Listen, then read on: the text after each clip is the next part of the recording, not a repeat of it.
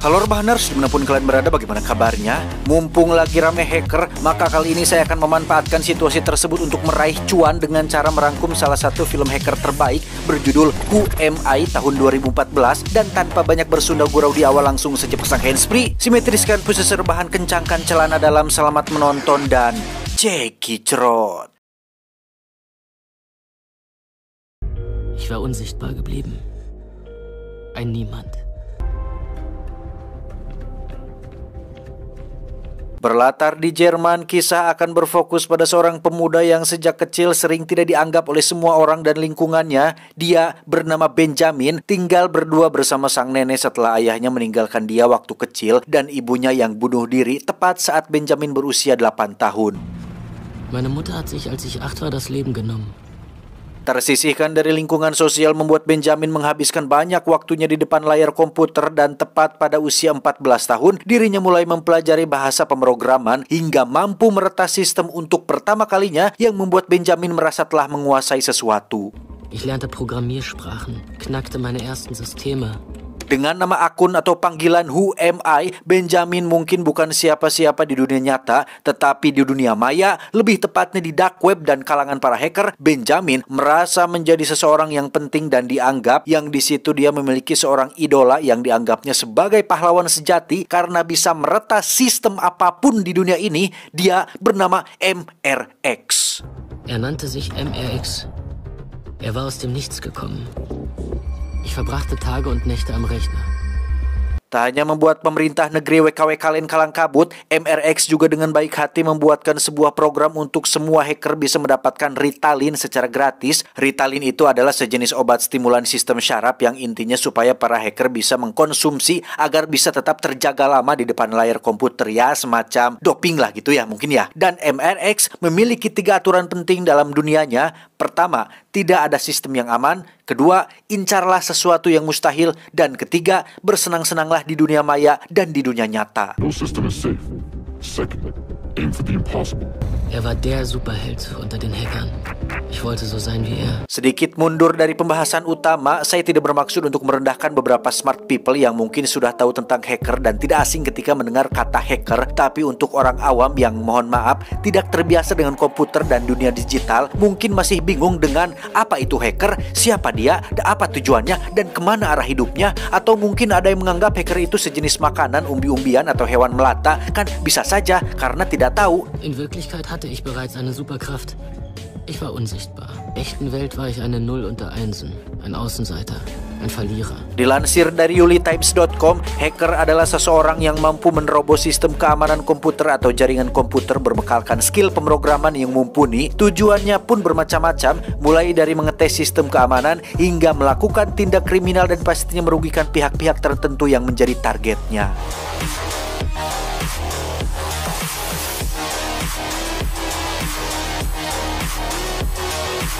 Dan inilah siapa saya. Tidak ada sistem yang aman. Wah,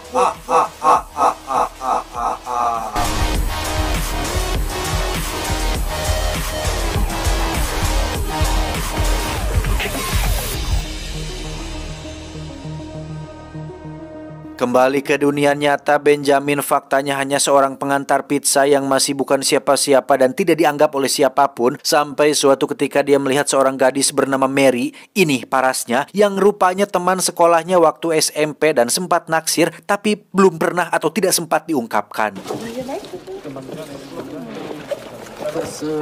Saat itulah Benjamin tak sengaja mendengar Mary yang sedang punya masalah dengan ujian mata kuliahnya, di mana saat pulang Benjamin berimajinasi apabila dia bisa memanipulasi ujiannya dan membantunya lulus, Mary akan jatuh cinta kepada Benjamin, menikah, punya anak, dan hidup bahagia selamanya. Untuk itu Benjamin pun nekat menerobos kampus tempat Mary kuliah, masuk ke dalam ruangan server utama universitas untuk mendapatkan soal ujiannya. Dan apa hasilnya? Was machen Sie da? Ich war ein Idiot. Ya, Benjamin tertangkap satpam dan harus menjalani hukuman 50 jam pelayanan masyarakat, yakni menyapu kota yang selama ini tidak pernah menganggapnya ada. Disitulah Benjamin bertemu dengan sesama pemuda bermasalah bernama Max, ini babangusnya, yang ternyata sama-sama dihukum 50 jam atas kasus pembobolan dan peretasan sebuah sistem. Du kannst Maschinensprache lesen. Einfach so. Mal wieder gefragt, ob es den einen Moment gab, an dem alle Fäden zusammengelaufen sind. Dengan kartu undangan yang diberikan Max tadi siang, Benjamin yang lugu dan polos pun datang ke sebuah pesta yang di situ ternyata ada Mary bersama kawan-kawannya. Benjamin diajak naik ke ruangan atas yang di situ ada dua orang sahabat Max. Yang pertama ada Stefan, seorang ahli software yang suka sekali adrenalin dan tantangan. Kedua ada Paul, seorang penggila hardware yang memiliki nasib sama seperti Benjamin, yakni kehilangan kedua orang tuanya sejak kecil. Max hat erzählt, du kannst Maschinensprache lesen.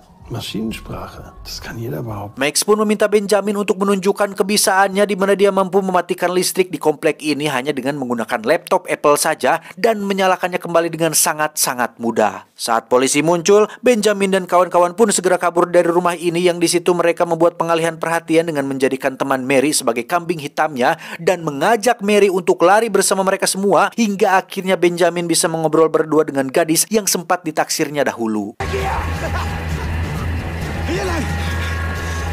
War interessant. Der Abend.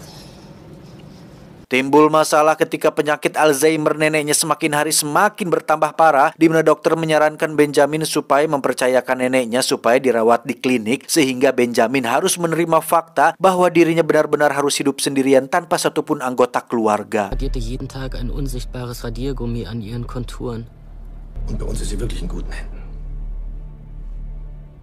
Di tengah kegalauan itulah tiba-tiba muncul Max yang mengajaknya pergi ke suatu tempat di mana Benjamin akan mendapatkan sebuah pelajaran dan pengetahuan baru ketika Max tidak hanya bisa meretas dunia maya tetapi juga bisa meretas seorang manusia di dunia nyata. Bukan meretas sih sebenarnya, lebih ke arah menipu, mewaduli atuh. Di mana Max mencari sebuah kotak donat bekas berikut dengan struk pembayaran di dalam kotak sampah dan pura-pura komplain kepada kasir bahwa donatnya kurang 2 yang alhasil Max bisa mendapatkan 2 donat secara gratis dengan cukup mudah. Nipu lah intinya mah. Du musst nur dreist genug sein. Dann liegt dir die Welt zu Füßen.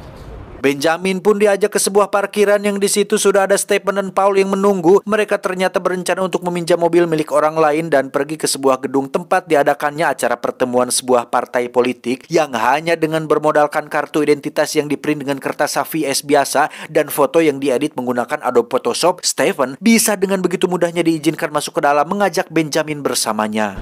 Was hat das denn hier bitte noch mit Hacken zu tun? All die sind mitten unter uns, okay?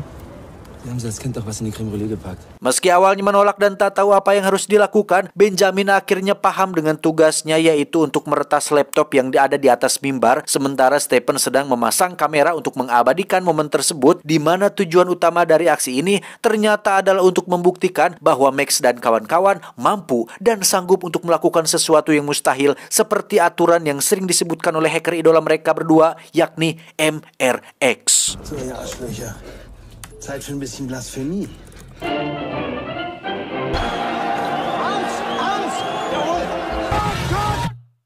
Das war unsere erste gemeinsame Aktion. Berlokasi di rumah nenek Benjamin, mereka membangun sebuah markas kecil untuk memulai misi besar ini atas dasar ingin membuktikan kepada dunia bahwa meskipun mereka berempat bukan siapa-siapa di dunia nyata, tapi sangat luar biasa di dunia maya, dan mereka tentu butuh nama untuk kelompok ini sekaligus ciri khas dalam penampilannya, yang akhirnya Max, Benjamin, Stefan, dan Paul membentuk sebuah grup hacker bernama Clay. Clowns laughing at you. Weil es geht ja um Spaß. Auf Clay! Dalam waktu singkat, kelompok Clay yang mereka bentuk pun mendapat apresiasi tinggi dari masyarakat berkat aksi-aksi lelucon yang mereka lakukan pada acara berita di televisi, perusahaan farmasi, lampu gedung, BBM naik, koruptor, penegak hukum yang kejam, dan beberapa aksi-aksi yang cukup menarik perhatian banyak orang. Clays nächste Aktion war ein kleiner Gruß an die Finanzwelt. Geführt, wie unsicher das Netz ist. Wer steckt hinter dieser Maske?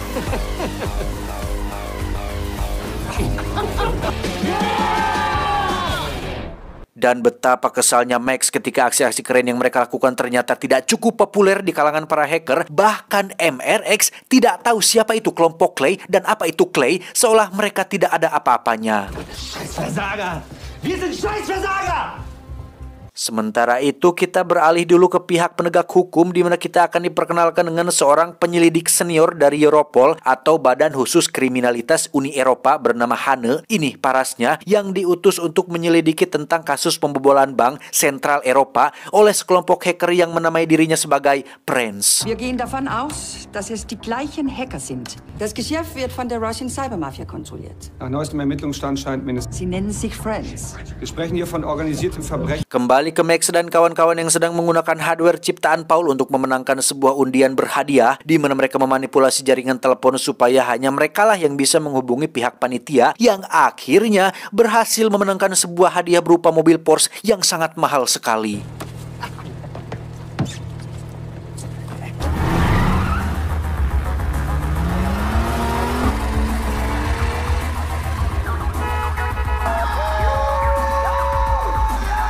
Setelah puas teriak di jalanan, mereka berempat pun mengadakan pesta bersama 3 wanita malam yang di situ Benjamin memilih untuk memisahkan diri dan menggunakan mobil Porsche tersebut untuk menemui dan menarik perhatian Mary supaya terlihat keren. Alih-alih ingin terlihat keren seperti Max yang karismatik, percaya diri dan pandai bercakap, Benjamin justru malah terlihat gugup dan norak tatkala sok-sokan mengajak Mary untuk duduk berdua di mobil hingga akhirnya Benjamin kesal sendiri karena tidak mampu untuk mendapatkan perhatian dari gadis yang disukainya. So einfach, Max. Dreistigkeit siegt. Keesokan harinya, Max mendapat sebuah pesan yang dikirim oleh MRX berisi sebuah berkas penyelidikan kepada para hacker-hacker terkenal di mana grup Clay milik mereka juga disebutkan di situ, tetapi bukan sebagai ancaman, melainkan disebutkan bahwa kelompok Clay ini merupakan kelompok hacker yang tidak berbahaya sama sekali dan bukan ancaman yang besar bagi siapapun. Brauchen eine Aktion, die groß ist. Irgendwas, das Clay den Olymp hebt. Membaca hal itu tentu membuat Max langsung naik darah karena segala usaha mereka selama ini ternyata tidak dianggap apa-apa oleh MRX sang idola, di mana Benjamin memiliki sebuah ide brilian untuk meretas sistem yang lebih besar, bukan perusahaan, pabrik atau bank, melainkan sebuah lembaga kelas 1 milik pemerintah, yakni Badan Intelijen Federal Jerman atau biasa disingkat BND. Der BND. Was? Der BND? Und Dreistigkeit siegt?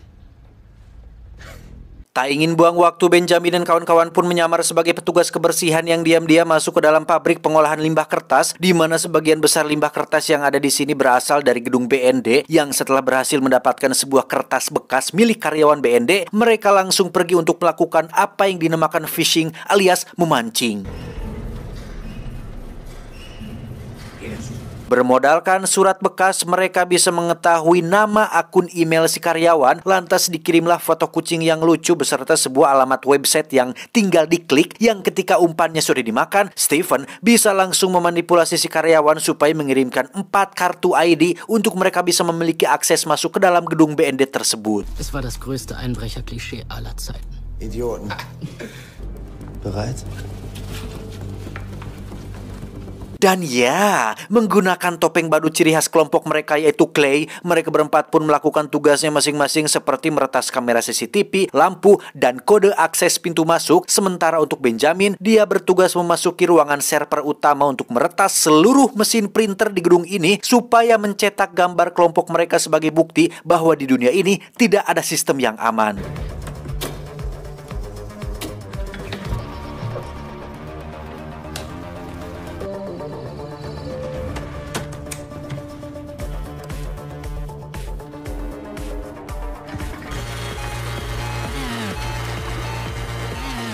Untuk merayakan keberhasilan ini, Benjamin dan kawan-kawan pun pergi ke klub untuk party bersama semua orang, di mana di situ terjadi hal yang cukup menyesakan, khususnya bagi Benjamin ketika melihat Mary, gadis yang disukainya tengah papacokan alias berciuman dengan sahabatnya sendiri, yakni Max, sehingga dia memutuskan untuk langsung pergi dari tempat tersebut saat itu juga.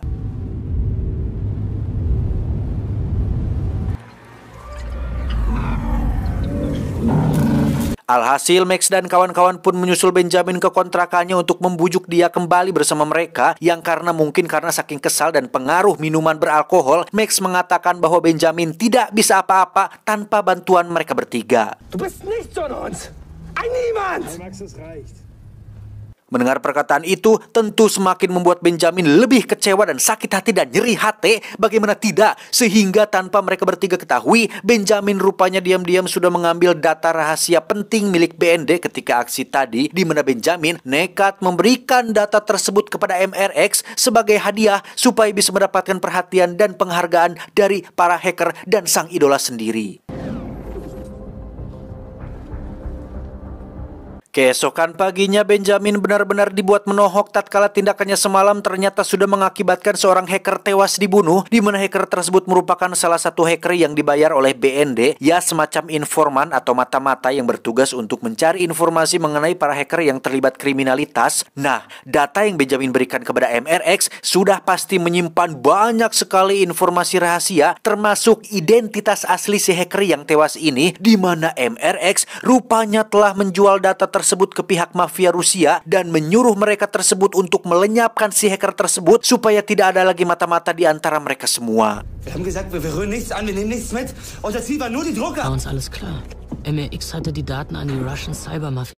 Scheint mit dem Hackerangriff auf den deutschen Geheimdienst letzte Nacht in Verbindung zu stehen. Masalahnya sekarang adalah mereka berempat resmi menjadi buronan semua orang karena dianggap telah menjual data tersebut ke pihak mafia Rusia dan dianggap sebagai penyebab utama kematian si hacker, yang padahal kita semua tahu jika pelaku sebenarnya adalah MRX, sang pengkhianat para hacker. Moritz Lauer, besser bekannt als Krypton. Mann, ich wollte es euch beweisen. Ihr denkt doch, ich bin niemand. Terjadi sedikit perkelahian antara Benjamin dan Max yang membuat wajah Benjamin lebam dan berdarah, yang pada saat bersamaan muncullah Mary yang datang di waktu yang tidak tepat dan katanya ingin menjenguk Benjamin setelah semalam dia mabok parah, tanpa dia ingat jika aksinya berciuman dengan Max semalam sudah sangat menyakiti hati Benjamin dan tinggalkan saja Ben, begitu mah cewek ini mah. Nah. Weißt du was? Ich wünschte, ich hätte dich niemals getroffen. Berlokasi di ruangan komputer perpustakaan umum, mereka berempat pun berencana untuk menghubungi MRX dan pura-pura ingin bergabung dengan kelompoknya dengan tujuan untuk mengungkapkan siapa identitas asli MRX dan apa yang sudah dilakukannya. Namun saat komunikasi sedang berlangsung, pihak Europol berhasil melacak keberadaan mereka dan saat itu juga langsung mengerahkan pasukannya untuk menangkap Benjamin dan ketiga temannya. You did a good job with the BND. Let's see if we can do it. Mann, wir sind schon über die Zeit. Ich hab's gleich. Welcome to the underground. Jetzt. Wir trennen uns, okay? Wir treffen uns unten. Alter, wo warst du denn? Setelah berhasil selamat dari kejaran Europol, mereka berempat pun memutuskan untuk melenyapkan semua jejak dan barang bukti termasuk membakar rumah neneknya yang menjadi markas utama mereka, di mana misi mereka selanjutnya adalah masuk ke dalam ruangan server utama Europol demi bisa masuk ke komputernya MRX dan mengungkapkan bahwa dialah pelaku yang sebenarnya. Und MRX-Maske würde fallen. Man nannte das Programm Schwangeres Pferd. Es war ein Trojaner im Trojaner. Alih-alih bisa menggunakan cara yang sama, yaitu menyamar sebagai petugas kebersihan, phishing, dan lain-lain, rupanya cara yang sebelumnya untuk bisa masuk ke gedung Europol sangat sulit sekali, bahkan terkesan mustahil dengan ketatnya keamanan di sana dan balataknya kamera CCTV di mana-mana. Bahkan ketika sedang mencoba memasuki saluran pembuangan, tangan kanan Max pun sempat terluka akibat paku yang membuat mereka semua menyerah dengan misi ini. Wir mussten uns eingestehen, dass es unmöglich war, auf das Europol-Gelände zu kommen. Sampailah pada satu titik ketika Benjamin merasa bahwa semua ini adalah salahnya. Dia secara kebetulan mendapatkan sebuah celah tatkala ada seorang pengunjung menjatuhkan kartu ID-nya, yang dengan kartu ID tersebut Benjamin sendirian mendatangi security dan mengaku jika dompetnya tertinggal di ruangan kantin. I was here with the school group and I lost my wallet in the cantina. Akibat terdesak dan motivasi kuat ingin lepas dari masalah ini, Benjamin kini memiliki sebuah kepercayaan diri untuk bisa berakting dan berhasil meyakinkan security tersebut sehingga bisa masuk ke dalam ruangan kantin. Di situ Benjamin diam-diam menempelkan sebuah perangkat buatan milik Paul yang berfungsi untuk membuat jaringan tiruan, yang intinya alat ini bisa membuat Benjamin masuk ke dalam server Europol tanpa dia harus berada di dalam sana. Einen sogenannten Evil Twin. I found it. Berlokasi di sebuah kafe dengan laptopnya yang sudah tersambung ke server Europol, Benjamin tinggal selangkah lagi untuk mengungkapkan siapa sebenarnya MRX. Namun ternyata tidak semudah itu karena MRX sudah mengetahui bahwa ini adalah sebuah jebakan dan justru malah Benjaminlah yang harus terungkap wajah aslinya dan dikejar oleh sekelompok mafia Rusia yang bermaksud untuk membunuhnya. Where you are.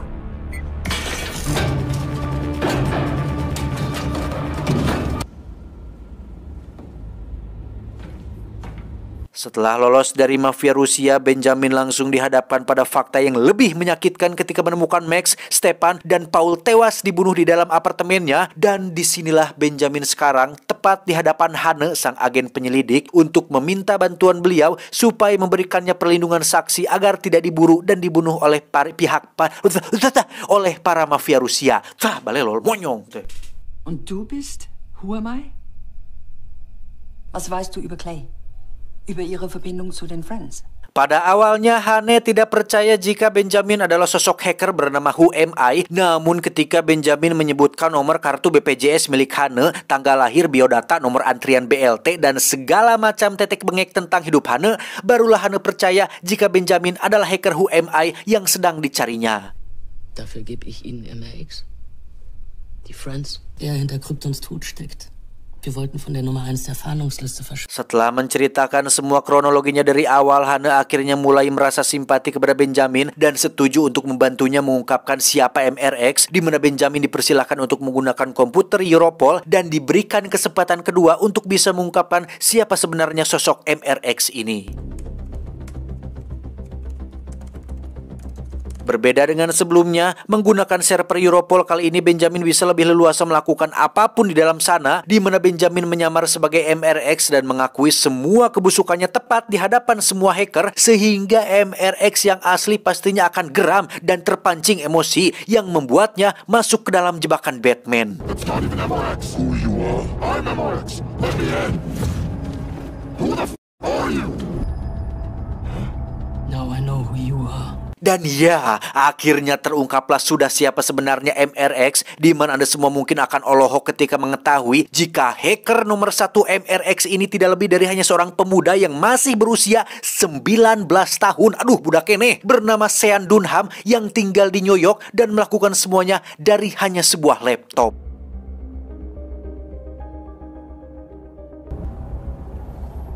Now we are even. Wie ist sein richtiger Name? Sean Dunham. Setelah MRX tertangkap, Benjamin tentu tidak bisa langsung tenang begitu saja karena masih ada mafia Rusia yang pastinya akan terus memburunya, apalagi setelah mengetahui identitas aslinya. Di mana saat interogasi sedang berlangsung, Hanne melihat bekas luka pada tangan kanan Benjamin yang dari ceritanya tadi, Max sempat tertusuk paku ketika sedang berada di saluran pembuangan. Tapi kenapa kok malah tangan Benjamin memiliki bekas lukanya? In ein paar Stunden bist du ein freier Mann. Menemukan adanya kejanggalan tersebut, Hanne memutuskan untuk menyelidiki kehidupan Benjamin dengan cara pergi ke kontrakannya, yang di situ dia menemukan kotak bertuliskan obat Ritalin yang sejauh ini sudah sesuai dengan apa yang diceritakannya. Tetapi ketika menemui Mary di kampusnya, dia terlihat tengah bersama kekasihnya dengan raut wajah bahagia tanpa khawatir dengan kondisi Benjamin, yang ketika ditanya, apakah kau mengenal Benjamin? Mary pun menjawab, muhun, Benjamin adalah anak aneh yang tidak memiliki satu teman pun di sekolah, di mana sejak SMP dirinya tidak pernah bertemu lagi dengan Benjamin. Yang jawaban tersebut tentu saja membuat Hanne menjadi ruas alias terkejut. Niemals freiwillig treffen. Tak cukup sampai situ, Hanne pun mendatangi dokter yang menangani neneknya, di mana si dokter berkata bahwa mendiang ibu Benjamin tewas bunuh diri akibat mengidap gangguan DID atau Dissociative Identity Disorder alias kepribadian ganda, di mana saat Hanne bertanya apakah gangguan tersebut bisa diturunkan ke anaknya, si dokter menjawab, ya bisa saja, apalagi dengan mengkonsumsi obat-obat seperti Ritalin dan sejenisnya tentu akan memperparah gangguan yang dideritanya. Ist mit Benjamin alles in Ordnung?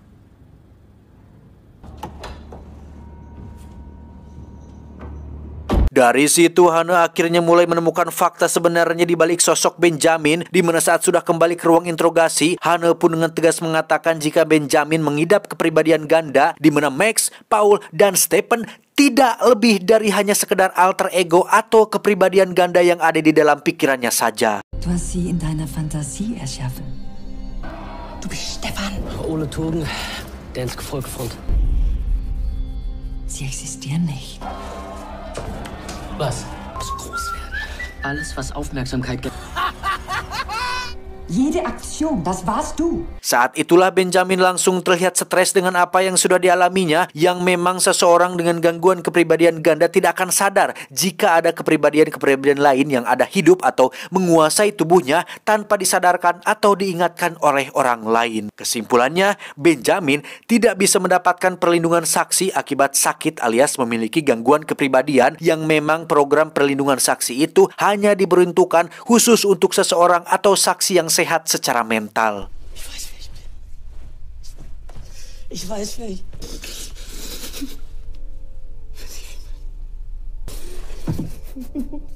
Die Reds werden mich gekrümmt. Merasa bahwa Benjamin hanyalah pemuda polos yang tidak berdosa, Hana pun diam-diam mengajaknya masuk ruangan komputer utama milik Europol, di mana Benjamin disuruh untuk mengubah identitasnya supaya tidak bisa dilacak oleh siapapun termasuk mafia Rusia, sehingga akan membuat Benjamin menjadi seseorang yang bukan siapa-siapa dan tidak terlihat oleh siapapun. Was wollen Sie denn sagen?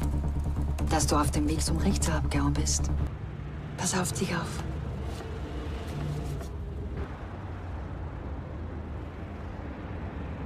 Disinilah Benjamin sekarang di sebuah kapal besar menuju negeri antah berantah, di mana Anda semua yang ada di rumah pasti akan sangat dibuat terkejut ketika melihat Mary, Max, Stephen, dan Paul muncul di sana sebagai seorang manusia yang nyata.